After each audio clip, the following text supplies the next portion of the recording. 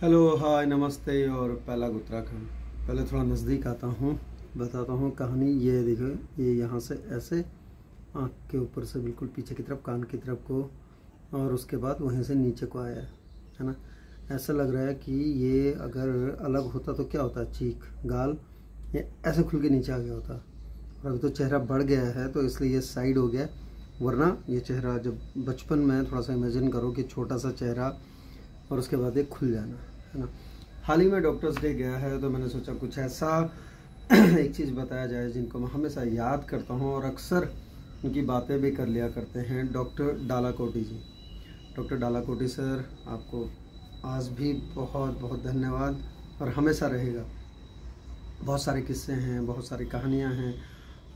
जब मैं बचपन में, यानी कि प्राइमरी पाठशाला नैया गाँव मैं पढ़ता था, तो उसके बाद में रेसेस में, इंटरवल में हम लोग गए तो हम घर से कुछ न कुछ लेके जाया करते थे, मक्का या इस तरह से कुछ लेके जाया करते थे, और वो लेके चले गए खाने के लिए। तो रामलीला फील्ड था एक थोड़ा सा नीचे आके, और उसके दूसरी तरफ पेड़ थे, एक बुरांस का पेड़ था जिसमें चढ़ के मैं कुछ कर रहा था मतलब खेलने के लिए ऊपर चढ़े थे, लेकिन वो गलती से मेरा पैर उस पर पड़ गया जो डाल सूखी थी, और मैं ऊपर से नीचे गिरा, जिसकी वजह से नीचे पत्थर था, खड़ा पत्थर, और ये खुल गया पूरा, यानी कि ये साइड से लगा और वो मान लो ऐसा हो गया कि कट गया पूरा। और बताते हैं ये, और बिरेंदा, आपका भी बहुत बहुत धन्यवाद भाई, बिरेंदा मड़िया खान, उस टाइम में लोग पढ़ते थे तो वो भी आए हुए थे खेलने के लिए, और उसके बाद में उन्होंने ही मुझे लेके गए थे, ऊपर लेके आए थे, नहीं तो पता भी नहीं चलता किसी को ज़्यादा। सो अब बिरेंदा रिटायर भी हो गए आर्मी से, है ना। हॉकी भी खेली उन्होंने, और मड़िया खान वाले बिरेंदा।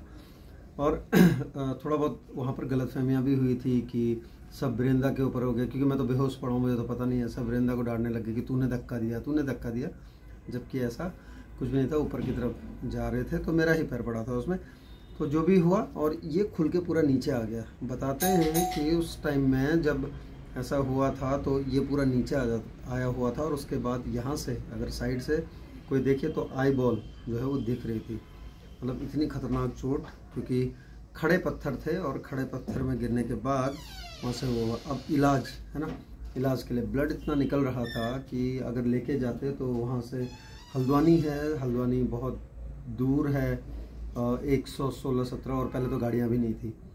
तो डॉक्टर डालाकोटी सर जो वहाँ पर जो प्राइमरी हेल्थ सेंटर होता है PSC, वहाँ पर डॉक्टर साहब थे, और उन्होंने उतनी, क्योंकि सुविधाएं नहीं होती थी, लेकिन उन्होंने कहा मैं इसको यहीं कर दूंगा, किया उन्होंने, और स्टिचेस पड़े थे पूरे ऐसे करके और जो भी था ये बंद हुआ। मैं एडमिट मतलब घर पे मेरी देखरेख हुई, और उसके बाद में धीरे धीरे सही होता चला गया। बहुत सारी सुइयाँ लगी मुझे, लेकिन एक दिन और एक चीज़ जुड़ी है। एक दिन लास्ट सुई जो लगनी थी, वो घर पे आके डालाकोटी सर ने बोला कि मैं घर पे आके लगा दूंगा इसको, ये सुई। अब ऐसे करके बैंडेज लगी हुई थी, मतलब हेड से चारों तरफ गोला करके, और नीचे से ऐसा जैसे हेलमेट पहनते हैं। अब मैं बच्चा ही था, पता नहीं क्या डर बैठ गई मेरे उस मन में कि यार आज घर क्यों आ रहे हैं, जबकि इंजेक्शन रोज़ लगा रहा था। लेकिन उसके बाद भी एक डर आया बच्चे के मन में, और वो बच्चा जाके छिप जाता है अपने पीछे, घर के पीछे खेत हैं जो, वहाँ झाड़ियों में छिप जाता है। सब मुझे ढूंढ रहे हैं, मेरे ऊपर आके भी ढूंढ रहे हैं, और मैं नीचे झाड़ियों में छिपा पड़ा हूँ। मेरे मन में यह था निकल गया तो आज पता नहीं क्या होने वाला है। तो बड़ी मुश्किल से फिर जैसे ही डालाकोटी सर ने देखा मुझे, उन्होंने ही देखा, लेके आए निकाल के, मैं रो रहा हूँ। फिर मुझे, अब बच्चा था, समझाएंगे तो क्या, है ना, और क्या मैं समझता, ऐसे ही करने लगे। और उसके बाद में फिर जाकर वो चीज़ उन्होंने बहला फुसला के आखिर वो लास्ट वाला इंजेक्शन भी लगा दिया, और मेरा ये बिल्कुल सही हो गया। ये मेरा एक तरह से मार्क बन गया, आइडेंटिफिकेशन मार्क बन गया।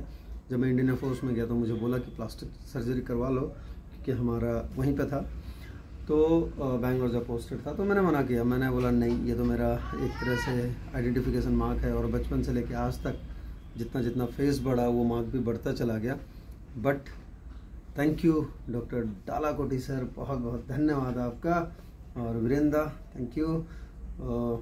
मैं सही हो गया, मैं ठीक हुआ, और उसके बाद ब्लड लॉस होने के बाद भी उस दिन और एक इंसिडेंट हुआ। मेरी छोटी बुआ वो नहीं रही उस दिन, तो ये सारी बातें जुड़ी थी, तो मैंने सोचा आपके साथ साझा करूँ। और ये इसलिए भी क्योंकि अभी अभी डॉक्टर्स डे गया है, तो डॉक्टर्स डे के सभी डॉक्टर्स को और सभी मेरे डॉक्टर मित्रों को, रवि फुकन, खासकर आप सभी को बहुत बहुत मुबारक। यूं ही अच्छे काम करते रहिए। आज मैं किसी को याद कर रहा हूं तो आपको भी कुछ लोग क्या बहुत लोग याद करेंगे। दुआएं लेते रहिए, मिलते रहेंगी। और डॉक्टर डालाकोटी सर का परिवार आज भी, अब तो बड़े हो गए होंगे सब लोग, हमारे साथ खेला करते थे। लगभग उनकी बेटी और बेटा हम लोग पैरेलल थे। तो जब वो समर वेकेशंस में आते थे गांव में, उस टाइम में हमारा स्कूल खुला रहता था, एक साथ खेला करते थे। बट ये जो हुआ वहीं गांव में सही करके आज आपके साथ हैं, उसी मार्ग को अपने जीवन की पहचान बनाकर, किसकी मदद से? डॉक्टर्स की मदद से। So thank you all the doctors, thank you very much.